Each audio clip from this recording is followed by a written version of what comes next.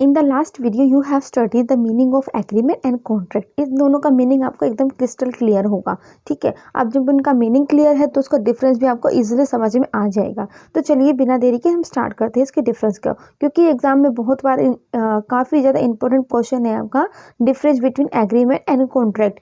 तो उसको हम अच्छे से पढ़ लेते हैं अभी। तो चलिए स्टार्ट करते हैं ना। यहाँ पे हमारे पास नंबरिंग लिखना होगा हमें, एंड यहाँ पे बेसिस ऑफ डिफरेंस की मतलब जिसके बेस पे आप इन दोनों के बीच में डिफरेंस बता रही है। और आपको एग्जाम में अगर कोई भी डिफरेंस अगर आता है एग्जाम में, तो आपको इसी फॉर्मेट में लिखना चाहिए। इससे क्या होता है, इंप्रेशन अच्छा पड़ता है एग्जामिनर के ऊपर, और साथ में ही आपको लिखना भी कम पड़ता है, एंड एग्जामिनर को समझ में आ जाता है कि ये लिखना क्या चाह रहा है, और इससे आपके मार्क्स इंक्रीज होते हैं। ओके, तो आपको हमेशा जब भी आपका ये डिफरेंस आता है एग्जाम में क्वेश्चन पेपर के अंदर, तो आपको इसी फॉर्मेट में लिखना चाहिए। तो चलिए स्टार्ट करते हैं। नंबर फर्स्ट है सेक्शन, कि मतलब एग्रीमेंट कौन से सेक्शन में डिफाइन है एंड कॉन्ट्रैक्ट कौन से सेक्शन में डिफाइन है। अब बात करते हैं कौन से सेक्शन कौन से एक्ट की मैं बात कर रही हूँ। मैं बात यहाँ पे कर रही हूँ 1872 एक्ट। ठीक है, यही एक्ट आप पढ़ रहे हैं, इंडियन कॉन्ट्रैक्ट एक्ट। ठीक है, तो ये डिफाइन है आपका, ये 2E में डिफाइन है और ये कॉन्ट्रैक्ट H में डिफाइंड है। अब यहाँ से आपको ये कुछ ना कुछ ट्रिक लेके ही चलनी होगी जिससे आप इसको इजीली याद रख पाएंगे। 2E मतलब इसके अंदर जो एग्रीमेंट की बात आप कर रहे हैं, ठीक है, तो ये 2E में डिफाइन होता है, कॉन्ट्रैक्ट 2H में डिफाइन होता है। ये आपको याद कर लेना चाहिए, इसको लिखना भी चाहिए फिर साथ में। ठीक है, फिर सेकंड पॉइंट में आप इसकी डेफिनेशन लिख सकते हैं। डेफिनेशन कहें या उसका मीनिंग कहें, एवरी प्रॉमिसर और every set of promise forming the consideration for each other is agreement. मतलब एग्रीमेंट क्या होता है, एग्रीमेंट बेसिकली एक दूसरे के बीच किया हुआ प्रॉमिस होता है जिसके बदले वो कुछ ना कुछ कंसिडरेशन पाते हैं या देते हैं एक दूसरे को। अंडरस्टैंड। कॉन्ट्रैक्ट कब बनता है, यही जो एग्रीमेंट होता है ना, सेम अगर ये लॉ एनफोर्सेबल कर दे इसको, तो ये कॉन्ट्रैक्ट बन जाता है। ठीक है, तो कॉन्ट्रैक्ट बेसिकली एग्रीमेंट ही होता है, साथ में उसके लॉ जुड़ जाता है तब। ओके, सेकंड की बात हम करें, इसका स्कोप क्या रहता है, किसका एग्रीमेंट का स्कोप जो रहेगा वाइडर रहेगा, क्योंकि हर एक स्टेज पे आप एग्रीमेंट कर सकते हैं।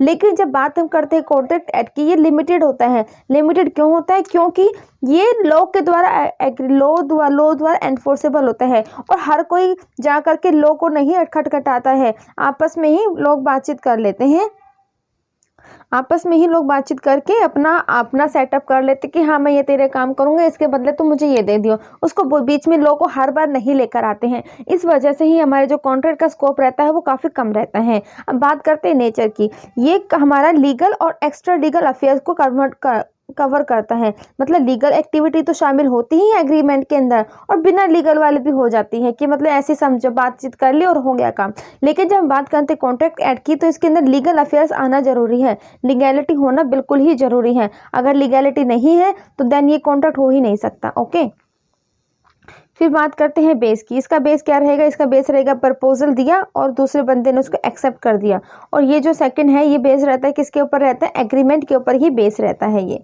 कौन सा एग्रीमेंट, कॉन्ट्रैक्ट एक्ट। ठीक है, अब बात करते हैं लीगैलिटी। लीगैलिटी के इसके अंदर कोई प्रोविजन नहीं है कि आप लीगली इसको बनाए या नहीं लगाए। लेकिन जब बात करते हैं कॉन्ट्रैक्ट एक्ट की, तो यहाँ पे लीगल ऑब्लिगेशन होना ही जरूरी है।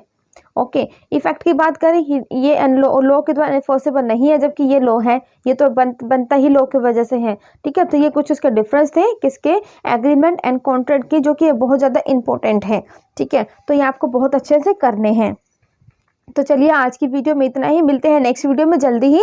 इस डिफरेंस को अच्छे से कर लीजिए। आज की वीडियो बहुत ही शॉर्ट है, जो कि आपको इजीली समझ में आ गई होगी। आई होप आपको आ गई होगी। तो चैनल को सब्सक्राइब कर लीजिए, लाइक कीजिए वीडियो को, और बेल बटन को प्रेस कर लीजिए, एंड इस वीडियो को शेयर करना बिल्कुल ना भूलें, क्योंकि और बच्चों का भी बेनिफिट होना चाहिए। ठीक है, तो चलिए मिलते हैं नेक्स्ट वीडियो में। Bye bye friends.